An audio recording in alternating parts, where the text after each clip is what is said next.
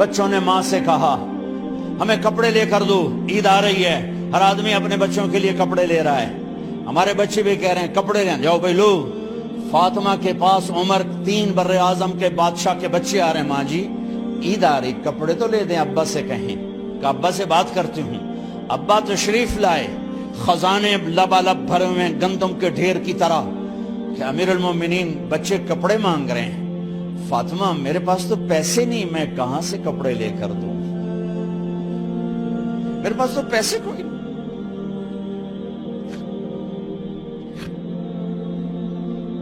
حضرت فاطمہ نے کہا پھر بچوں کا کیا کروں؟ کہا پھر مجھے بھی نہیں پتا کیا کروں۔ اس کے پہلے 3 حکمرانوں نے لوٹ مار کے بازار گرم کیے، ظلم و ستم کے پہاڑ توڑے، اور آج اسی خزانے پہ ایک شخص بیٹھا ہے جو اللہ کو راضی کرنے کے جھنڈے گاڑ رہا ہے۔ تو فاطمہ نے کہا آپ ایسا کریں، اگلے مہینے کی تنخواہ ایڈوانس لے لیں، اس سے میں اپنے بچوں کو کپڑے لے دیتی ہوں، اور گھر کا خرچہ میں مزدوری کر کے گھر کی روٹی چلا لوں گی۔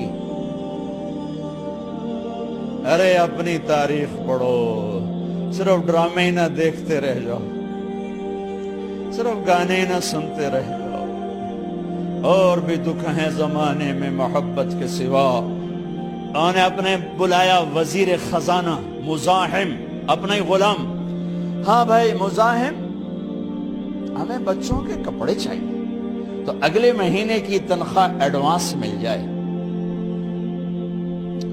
وہ کہنے لگے امیر المومنین آپ مجھے لکھ کر دے دیں کہ آپ 1 مہینہ زندہ رہیں گے، میں آپ کو تنخواہ دے دیتا ہوں۔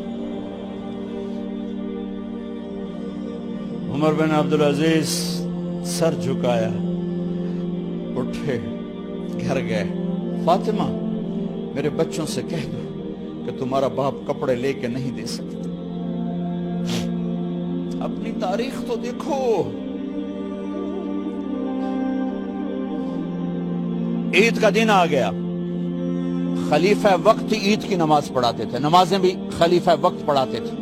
بنو امیہ کا خاندان ملنے کے لیے آ رہا ہے، سارے سرداروں کے بیٹے اعلیٰ پوشاک، اعلیٰ لباس ملنے آ رہے ہیں۔ تھوڑے دیر بعد دیکھا تو بچے بھی ملنے آ رہے ہیں، امیر المومنین کی حیثیت سے بچے باپ کو ملنے آ رہے ہیں، اور ان کے جسموں پر پرانا لباس ہے۔ حضرت عمر انہیں دیکھ کر ادھر اپنے سرداروں کے بچے دیکھے تو زرق برق پوشاکیں، اپنے بچوں کو دیکھا۔ ارے اس باپ سے پوچھو جو سب کچھ کر سکتا ہو اور پھر مٹھی بند کر لے کہ نہیں میں نے حرام کی طرف نہیں جانا۔ بچوں کو دیکھا تو آنکھیں ڈب ڈبا گئیں، آنکھوں میں آنسو آ گئے۔ فرمایا میرے بچوں آج تمہیں اپنے باپ سے گلہ تو ہوگا کہ آج ہمارے باپ نے کپڑے ہی نہ لے کے دیے۔ ان کے ایک بیٹے ہیں عبد الملک، ان سے بھی 4 ہاتھ آگے تھے، ان سے پہلے ہی فوت ہو گئے تھے۔ کہنے لگے ابا جان آپ کو مبارک، آج ہمارا سر بلند ہے، ہم شرمندہ نہیں ہیں، آپ کو مبارک ہو، آپ نے قومی خزانے میں بددیانتی نہیں کی ہے، ہم شرمندہ نہیں ہیں، انسانوں کو کپڑوں پہ نہیں تولا جاتا۔ آج کا میرا دیش کا مالدار اتنا فقیر ہو گیا ہے، اتنا چھوٹا ہو گیا ہے کہ وہ اپنا تعارف کروانے کے لیے 50 لاکھ کی گھڑی لیتا ہے، 6 لاکھ کا جوتا لیتا ہے۔ آج کی بیگم اتنی چھوٹی ہو گئی ہے کہ اپنے قد کو بڑا کرنے کے لیے وہ 10 لاکھ کا ہینڈ بیگ لیتی ہے کہ دیکھو میرا بیگ 10 لاکھ کا ہے۔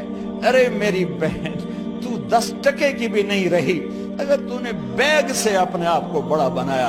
او میرے دوست تو 2 ٹکے کا نہیں ہے اگر تو 10 لاکھ کے جوتے اور 50 لاکھ کی گھڑی سے اگر تو بڑا بننا چاہتا ہے۔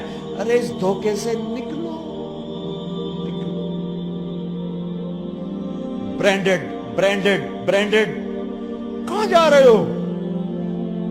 جب تم اپنی ذات میں بے قیمت ہو تو رب ذوالجلال کی قسم تمہاری گھڑیاں، تمہارے بیگ، تمہاری گاڑیاں، تمہارے بنگلے تمہاری عزت کو بڑھا نہیں سکتے۔ ابا جان، آج ہم خوشی سے بلند ہیں کہ ہمارے باپ نے بددیانتی نہیں کی، گھر میں تشریف لائے، کہنے کہ فاطمہ کچھ پیسے ہیں، میرا انگور کھانے کو جی چاہ۔ بس فاطمہ رونے لگی، فرمایا امیر المومنین خزانہ تو بھرا پڑا ہے، 1 درم کا بھی تیرا حق نہیں ہے کہ تو 1 درم لے کے انگور خرید لے۔ تو تڑپ اٹھے، فاطمہ میں جہنم نہیں برداشت کر سکتا۔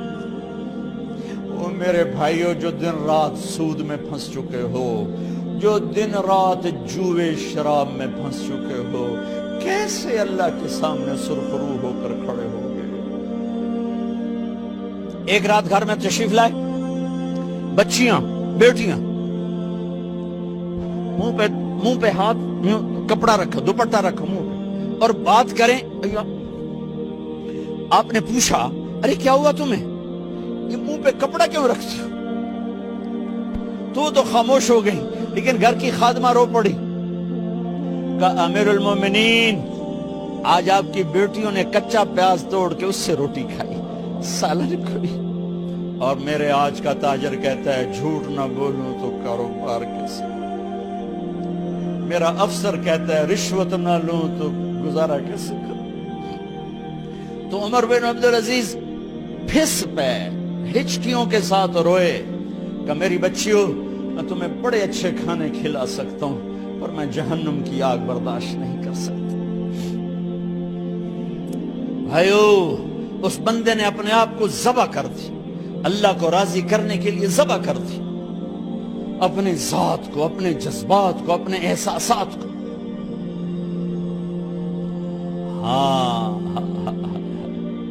اب اللہ نے صلہ کیا دیا، جب انتقال ہونے لگا تو بلایا رجا کو، جو میں بات پہلے چھوڑ کے ادھر ان کی تھوڑی سیرت بتائی کہ رجا اب میں مرنے لگا ہوں۔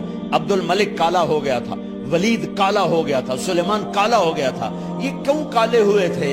یہ بے نمازی نہیں تھے، بدکاری نہیں کرتے تھے، کسی کی طرف ان کی میلی آنکھ نہیں اٹھی کبھی۔ یہ ظالم تھے، ظالم، انسانوں کا خون پیا، مال میں خیانت کی، اس پر اللہ نے چہرے پھیر دیے۔ آج عمر بن عبدالعزیز جا رہا ہے، کہ دیکھو میں جا رہا ہوں، مجھے دیکھو میرے ساتھ کیا ہوتا ہے۔ ان کا انتقال ہوا، ان کی میت قبر کے کنارے رکھی گئی، اور اب نیچے اتارنا ہے۔ سلیمان کی میت کو اتارنے لگے تو ہلنے لگا، اور عذاب قبر پہلے شروع ہو گیا۔ عمر کی میت کو جب قبر کے قریب کیا گیا، ایسے ہوا کا جھونکا آیا، ایک پرچہ ایسے لہراتا ہوا یوں آیا، یوں آیا، یوں آیا، اور عمر کے سینے پر گر گیا۔ لوگ کٹھے ہو گئے، پرچے کو کھول کے دیکھا گیا تو اس پہ لکھا تھا بسم اللہ الرحمن الرحیم، براءۃ من اللہ لعمر بن عبد العزیز من النار۔